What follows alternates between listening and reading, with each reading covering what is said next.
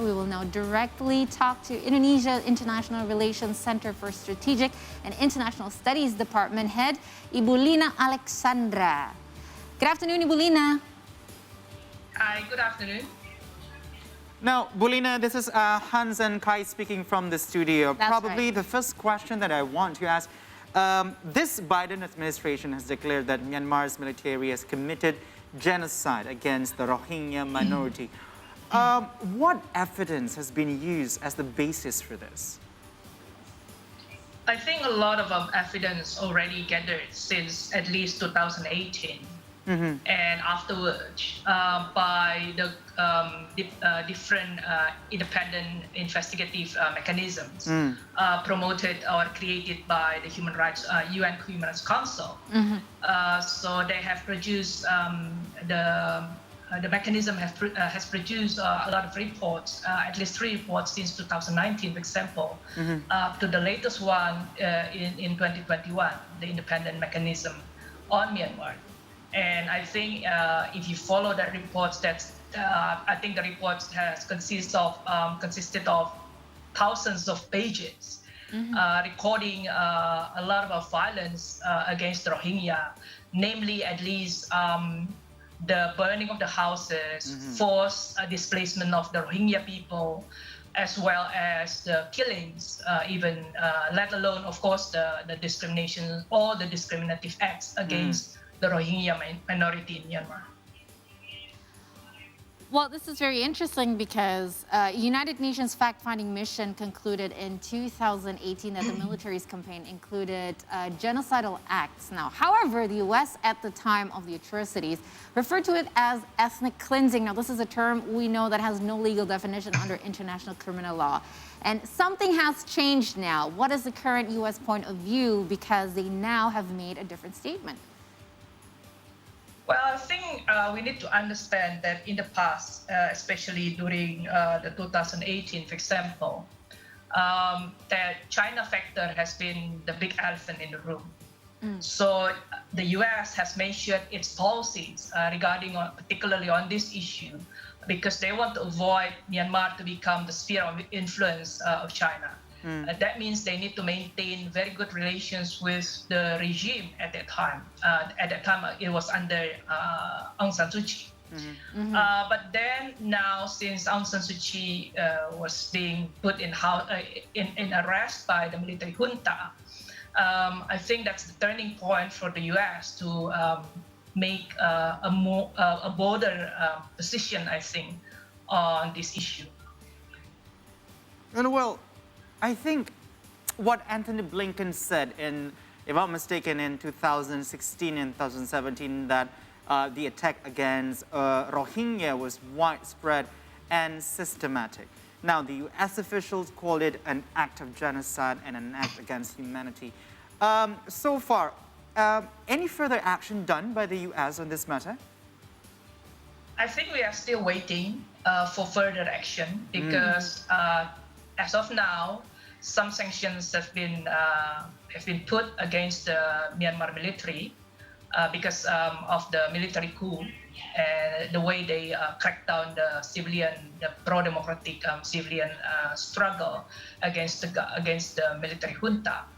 But what we'd like to see further, whether the U.S. will bring this up further into the international level, such as, for example, the UN Security Council, to push for the trials of these perpetrators against the Rohingya. But we know also at the UN Security Council, there are some member states, the Security Council members that will be against, or they will put the veto against such a resolution.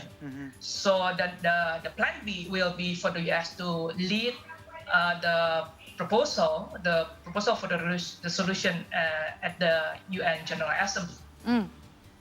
Well, this is going to be one of the things that I was going to ask, because a lot of experts actually said that the economic sanctions should be imposed more on the military government. Now, as you mentioned before, the U.S. would probably raise this issue in the UN General Assembly. But, you know, I'm just out of curiosity, what do you think will hold this particular junta accountable for everything that they have done? And how do you think will this be, what would be the most effective way to approach this? Well, I think in terms of sanctions, there will be more items to be sanctioned by the US government.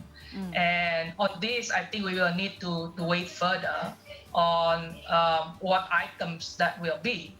But of course, I think at this stage, some analysts might think of further actions such as the military intervention, for example, such as what happened in Nagis, where French foreign minister at that time threatened that there will be a firm international action in terms of the Chapter 7, under the Chapter 7, to open access for the international humanitarian workers at the time to enter into the country.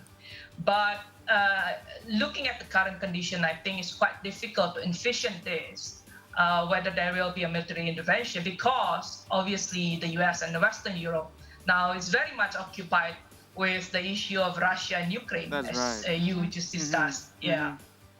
And I think this statement released by the government of the United States, and also you said some countries in the Western Hemisphere, they're actually acting towards this case in Myanmar, namely Rohingya.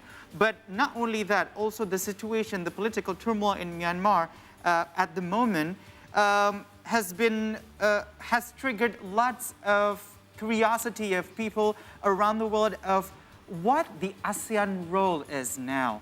I mean, with this statement from the United States, people are seeing that ASEAN is being stepped over. Now, with this U.S. official designation on the matter of Rohingya in Myanmar, how will ASEAN respond to this? Well, I think there's nothing that ASEAN can do. The U.S., of course, and also other countries can declare such position, declaring that there's a genocide or crimes against humanity, for example, in Myanmar. And to be honest with you, I'm quite pessimistic of what the ASEAN can do, because we know, for example, regarding the 5-point consensus, which almost reached to 1-year anniversary in the April next month, there has been a lack of significant progress in terms of cessation of violence on the ground, the delivery of humanitarian assistance, let alone, of course, the facilitation of the dialogue. And just recently, yesterday, I think, the visit by the special envoy, the ASEAN chair special envoy, has met a kind of a deadlock, I think, because the junta, the military junta, just mentioned really clearly that the implementation of the 5 consensus will be Myanmar-led, which means Myanmar-led and Myanmar-owned, which means ASEAN cannot really do anything to push for the implementation of this 5-point consensus. I see. Yeah, I just have one last question that's very interesting because, as you know, the Rohingya people they maintain that they are indigenous to Western Myanmar, right? With a heritage of over a millennium and influence from the Arabs, the Mughals, and the Portuguese. And yet, even during the reign of Aung San Suu Kyi, the government have still denied their citizenship. So they are one of the most persecuted minorities in this world. What do you think as of to their legality now? They've never been accepted by Myanmar, and now they're refugees everywhere. Do you think that, what are your thoughts on this? Will they be able to return home, or will they have to, find different means of resolution? I think it's quite difficult when you see the political tension or crisis in Myanmar currently. With the military junta, of course, there will be no future for these Rohingya minorities. And with the government in hiding, we call it as government in hiding, which is the National Unity Government, they have promised that they will accommodate, they will recognize the rights of the minority people, including the Rohingya. But I think there should be a clearer plan or roadmap on how they will engage, they will include or accommodate and basically protect the rights of these minorities. So we might need to wait how the political crisis will reach to the end, at the end of the day, between this military junta and the pro-democracy civilian actors in Myanmar. And because the idea is really to create a new Myanmar where all the minorities group can live equally, enjoying their rights as the citizen of the Myanmar. All right. Well, Ibu Lina Alexandra, thank you so much for joining us this afternoon. What a fruitful discussion. And we hope to speak to you soon as well. Thank you.